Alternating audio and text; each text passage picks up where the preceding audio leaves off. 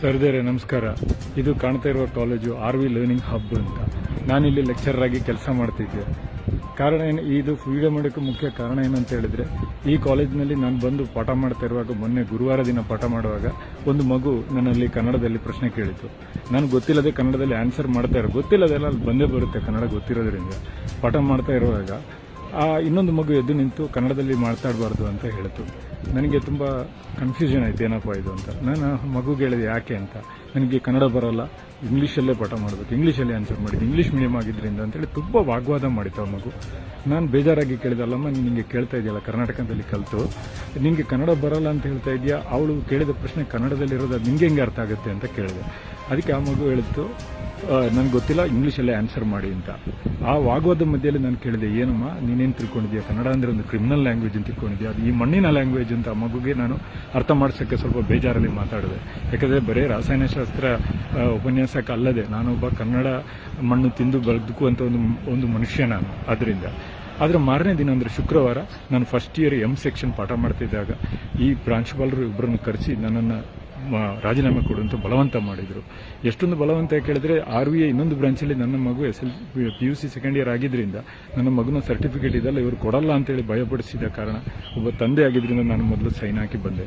ಆದರೆ ಮನೆಯಲ್ಲಿ ಕೂತಾದ್ಮೇಲೆ ನನಗೆ ಯೋಚನೆ ಆಯಿತು, ಒಬ್ಬ ಕನ್ನಡಿಗನಾಗಿ ಕನ್ನಡದಲ್ಲಿ ಪಾಠ ಮಾಡಿದ್ದಕ್ಕೆ ನಾನು ಸಸ್ಪೆಂಡ್ ಆಗಿದ್ದೀನಿ ಅಥವಾ ನನ್ನನ್ನು ಕಿತ್ತಾಕ್ಬಿಟ್ಟಿದ್ದಾರೆ, ನನ್ನಿಂದ ರಾಜೀನಾಮೆ ಬರೆಸಿದ್ದಾರೆ.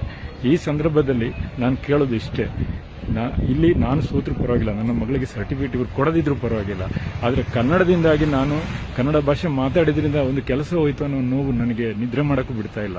ಅದರಿಂದ ಈ ಟೈಮಲ್ಲಿ ನಾನು ಈ ವಿಡಿಯೋ ಮಾಡಿ ಆಗ್ತಾ ಇದ್ದೀನಿ. ಯಾರಾದರೂ ಇದ್ದರೆ ಈ ಕಾಲೇಜ್ ಒಳಗಡೆ ನಾನು ಬಿಡಲ್ಲ.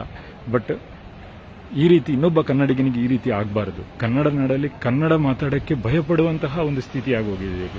ಇದಕ್ಕೆ ನನ್ನ ಹತ್ರ ವಿಡಿಯೋಗಳು ಅಥವಾ ಸಾಕ್ಷಿಗಳು, ಈ ಕಾಲೇಜಿನಲ್ಲಿರುವ CCTV ಕ್ಯಾಮರಾಗಳನ್ನು ನೀವು ಪರಿಶೋಧನೆ ಮಾಡಿದರೆ ನಿಮಗೆ ನಿಜ ಅರ್ಥ ಆಗುತ್ತೆ. ಇದಕ್ಕಿಂತ ಜಾಸ್ತಿ ನನಗೇನು ಮಾತಾಡಲಿಕ್ಕಿಲ್ಲ. ಜೈ ಕರ್ನಾಟಕ. ಯಾವುದೇ ಕನ್ನಡಿಗನಿಗೂ ಕನ್ನಡ ನಾಡಿನಲ್ಲಿ ಕನ್ನಡ ಮಾತಾಡಿ ಕೆಲಸ ಹೋಗುವಂಥ ನನ್ನಂಥ ಗದಿಕೇಡು ಯಾರಿಗೂ ಬರದಿರಲಿ. ನಮಸ್ಕಾರ.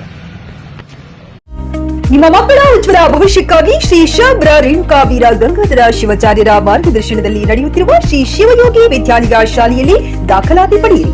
ಇಲ್ಲಿ 1ನೇ ತರಗತಿಯಿಂದ 10ನೇ ತರಗತಿಯವರೆಗೆ ಪ್ರವೇಶ ಪ್ರಾರಂಭವಾಗಿದ್ದು, ಉನ್ನತ ಗುಣಮಟ್ಟದ ಶಿಕ್ಷಣದ ಜೊತೆಗೆ ಆಟ, ಯೋಗಾಸನ, ಡ್ಯಾನ್ಸ್, ಕರಾಟೆ ತರಬೇತಿಯೂ ನೀಡಲಾಗುತ್ತದೆ. 5ನೇ ತರಗತಿಯಿಂದ 10ನೇ ತರಗತಿಯವರೆಗೆ ವಸತಿ ಸೌಲಭ್ಯವೂ ಕೂಡ ಲಭ್ಯವಿದೆ. ನುರಿತ ಶಿಕ್ಷಕರಿಂದ ಬೋಧನೆ ನೀಡಲಾಗುತ್ತದೆ.